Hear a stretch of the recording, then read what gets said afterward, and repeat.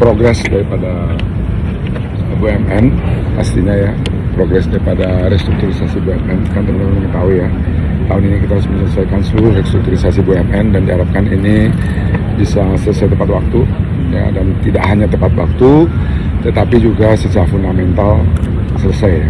Dan insya Allah tadi juga ada tanya mengenai WUS juga ya, WUS juga akan segera selesai dengan Pak Menkyu, mungkin insya Allah dalam minggu depan saya dan Pak Menkyu atau minggu depan atau 2 minggu lagi akan ketemu dengan wartawan juga, dengan teman-teman wartawan dengan Pak Menkyu untuk menyampaikan penyelesaian dari WUS yang sudah selesai, sudah final ya. Nah, ini nanti akan kita sampaikan. Yang lainnya tentu saja Pak Presiden berharap bahwa pengelolaan BUMN ke depan semakin baik. Kita melihat pelan-pelan sudah ya, tentu teman-teman juga mencermati banyak impairment juga ada yang tanya. Kemudian ada juga yang tanya mengenai konsolidasi aset manajemen, kan banyak berita mengenai kenapa DAM mengambil alih ya, aset manajemen ini dalam rangka tadi menyatukan. Kita punya kurang lebih 4 aset manajemen yang skalanya belum terlalu kompetitif ya, dengan kita mergerkan menjadi satu sehingga ini nanti menjadi kompetitif ya. Begitu juga logistik company kita ya, kita akan mengkonsolidasikan 15, sudah mulai prosesnya. Insya Allah juga dalam 1 bulan ini akan selesai, akan kita announce 15 perusahaan menjadi satu perusahaan logistik nasional kita. Nah, ini kita lakukan satu persatu dan insya Allah mudah-mudahan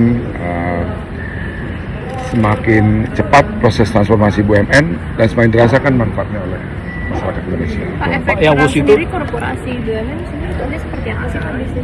Secara langsung tentu kita belum merasakan dampak, kecuali di Pertamina. Tentu juga pemerintah sudah disampaikan juga mungkin oleh Pak Menko kemarin ya, bagaimana kebijakan pemerintah terhadap situasi ini, dan tentu pilihan utama kita adalah masyarakat, bagaimana tidak mengganggu perekonomian masyarakat ya, itu yang menjadi kewajiban kita. Sehingga kalau di sektor lain tidak terlalu berdampak, memang terjadi beberapa penurunan, terutama sekali di bandara ya, terjadi jumlah traffic menurun karena beberapa penerbangan terutama yang ke Timur Tengah itu berhenti ya. Ini menyebabkan jumlah traffic kita di bandara kita itu terjadi penurunan, tetapi tidak terlalu signifikan ya terhadap performance daripada bandar udara kita. Ada ini total hutang WUS sekarang berapa sih Pak yang direstrukturisasi? Nanti 2 minggu lagi ya, karena nggak surprise lagi nanti kan. Nanti kita akan sampaikan keseluruhan proses penyelesaian. Tadi saya berdiskusi dengan Pak Menkyu juga, dan sudah ada kesepakatannya, sudah selesai, sudah kajian dan lain sebagainya. Tinggal kita akan ada proses, tentu ada proses formalnya ya, ada signing dan sebagainya, yang nanti teman-teman wartawan akan diundang. Tetapi satu persatu persoalan harus dibereskan. Kita tidak melihat lagi siapa dan kenapa persoalan ini muncul, tetapi tugas kita tentu dengan sebagai pembantu Bapak Presiden tentu menyelesaikan seluruh persoalan. Saya tidak membicarakan lagi kenapa dulu misalkan impairment yang gede ya terjadi di Karya, kenapa harus impairment banyak perusahaan, itu kan kita tidak membicarakan itu.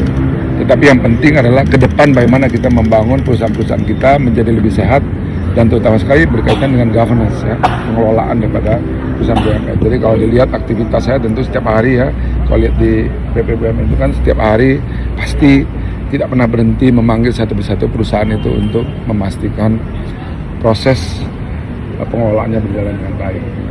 Pak, jadi kepemilikannya aja yang akan diambil Kemenkyu, untuk operasionalnya tetap di operasional tentu tetap di KAI, karena memang Kereta Api Indonesia kan memang bidangnya itu. Tetapi ada yang menarik lagi, ini bagian juga perlu saya sampaikan berkali-kali juga supaya masyarakat juga memahami.